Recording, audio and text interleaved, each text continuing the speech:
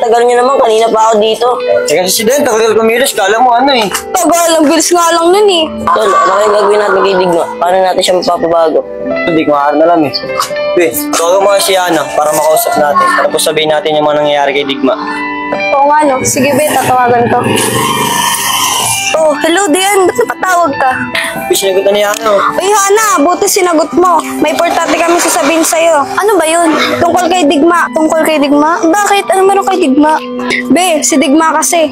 Be, sabihin ko ba? Ubi, sabihin mo na para malaman yung ginagawa ni Digma. Si Digma kasi lulong na sa bisyo. Ano? Totoo ba yan, Dian? Oo, Hana. Baka pwede umuwi ka muna dito. Lulong na kasi talaga siya eh. Baka ikaw yung tanging para bumalik siya sa dati.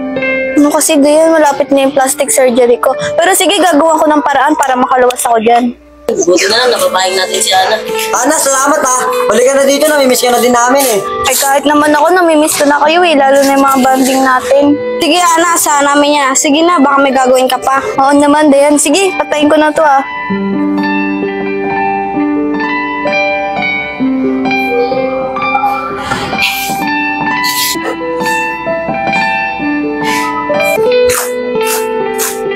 Ate Trish?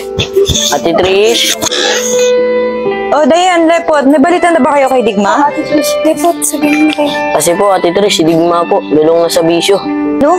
Totoo ba yung sinasabi mo? Dayan, akala ko ba sinabi mo kahapon, pag-alagala lang si Digma? Sorry po, Ate Trish, kung nagsinungaling po ako. Ayoko po kasi kayo mag-alala eh. Asan na yung anak ko ngayon? Andun po sa Ecobill. Pero Ate Trish, may good news po kami. Ano yun, Dayan? Kasi Hana po, uuwi na po dito sa Maynila. Talaga ba? Okay yun. Para tuloy na magbago si Digma. Ate Trish, alis na po kami. Hinihintay na po kami ni Sander eh. Sige, mag-ingat kayo. Sana magbago dito si Digma. Rabin, posti tayo dun. Tara. Sit lang.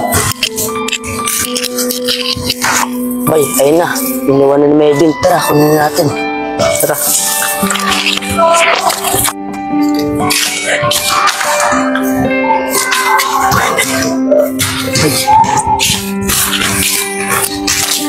Masalamat na naging kaibigan kita. Wala yun. Ano ka ba? Magtropa tayo eh. Huwag kang magalit sa sabihin ko ah. Ba't ba ano yun? May tigil kaya na vision natin. Mas tama mo ba yan? Sobrang ka na yata. Taong pangaral ka na. Dito, liniisip ko. Ano itong ginagawa natin? Bakit ba? Gusto mo na magbago? Mamamatay ka na ba? Tama mo. Tara na nga.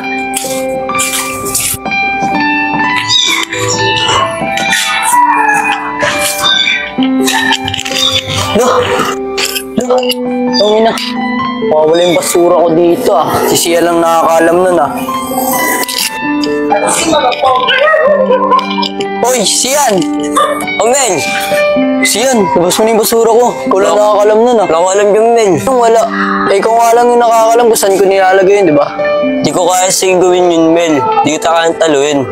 Sino na makakuha nun? Basta puhunan ko na lang yun eh. Yan mo, tulungan kita, Mel. Nagtatanong lang sa mga tambay. Kung sino kumuha. Basta, timbre mo na lang agad sa akin. Kung sino kumuha. Sino na makuha nun? Bayari pa kayo, Mel ah. Tigma, dito muna ako. May dadaanan lang ako. Sige, daanan mo agad ako ah.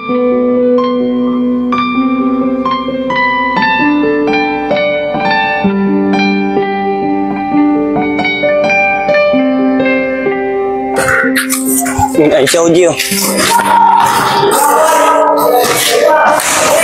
G, kailangan namin ng tulong mo. Okay. May masamang balak si Elkin tsaka si Mel. Baka pwede naman sila pakiusapan. Ano ba nangyari? O kasi si Digma eh, tinalo si Elkin pati si Mel. Sa daming tataluin, si Elkin tsaka si Melvin pa. Tara, puntahan natin. Tara!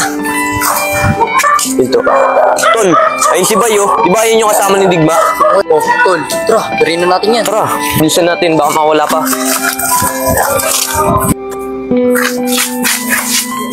Tol, ako naman.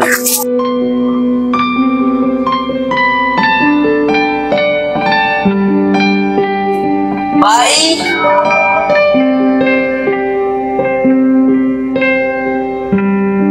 Anong nangyari dyan kay Boy? Sino gumawa niyan? Di ko alam, G. Sina Melvin to. Binabawian na kayo. Digma, umamin ka nga. May atraso ka ba kay Elkin pati kay Mel? G, wala G.